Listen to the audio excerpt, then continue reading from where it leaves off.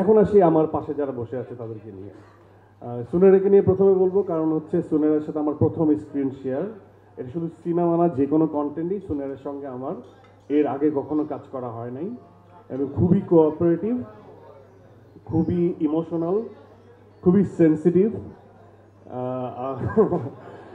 তো আমার মনে হয় যে একজন পারফর্মারের এই ধরনের এক্সপ্রেশন বা এই ধরনের বিশেষণ থাকা উচিত, নাহলে পারফর্মার হওয়া যায় না। যারা কমপ্লিকেটেড তাদের মধ্যে ইমোশনটা বাইরে আসে না, বের হয়ে আসে না। সো আমার মনে হয় যে আমি স্ক্রিনে দেখেছি, ওর কাজ আমার দেখা আছে, খুবই ট্যালেন্টেড একজন মানুষ, এবং আমি ওকে থ্যাঙ্কস জানাতে চাই যে নিজেকে দাগির সাথে সম্পৃক্ত করার জন্য। Thank you so much. And lastly Toma Mirza, মাসুদের ময়না, এখন সে নিশানের জেরিন। আমি খুব বেশি বাড়িয়ে বলবো না, আমার কাছে মনে হয় যে ওর মধ্যে একটা স্পিরিচুয়াল একটা জায়গা তৈরি হয়ে গেছে, যে ওকে করতে হবে, এই নেশাটা ওর মধ্যে আছে, এই দৃঢ়তা ওর মধ্যে আছে, ভালো করতে হবে, যেখানে ফ্লস সেটা নিয়ে ওয়ার্ক করবে, কিভাবে ভালো করা যায় আলোচনা করে। আমার কাছে মনে হয় যে প্রত্যেকটা অভিনেতা অভিনেত্রীদের আসলে এই জিনিসটা অনেক পজিটিভ, যে তার যে মানে চর্চাটা, তার যে যে স্ক্রিনে আসাটা, এবং সেটা নিয়ে সে অনেক সিরিয়াস থাকে।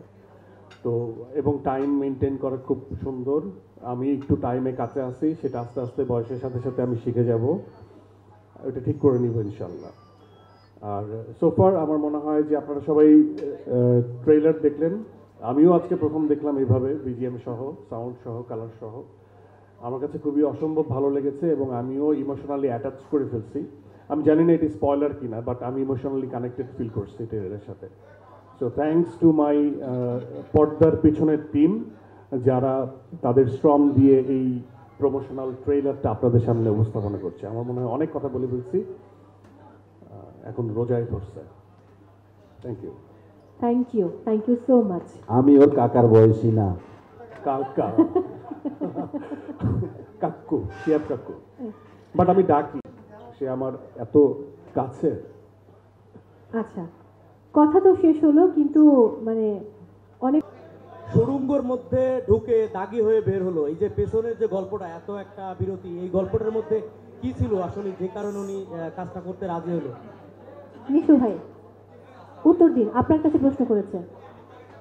আমার মনে হয় যে এই প্রশ্নের উত্তরটা আমি কিছুটা আমি বলে দিয়েছি উত্তরটা।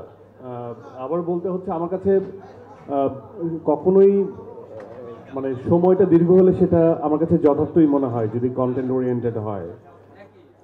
যেমন এই গল্পের জন্য আমি সুরঙ্গেতে অনেক ছিমছাম ছিলাম, আমি ভেবেছিলাম যে অনেক পাতলা জীবনযাপনই কাটাবো,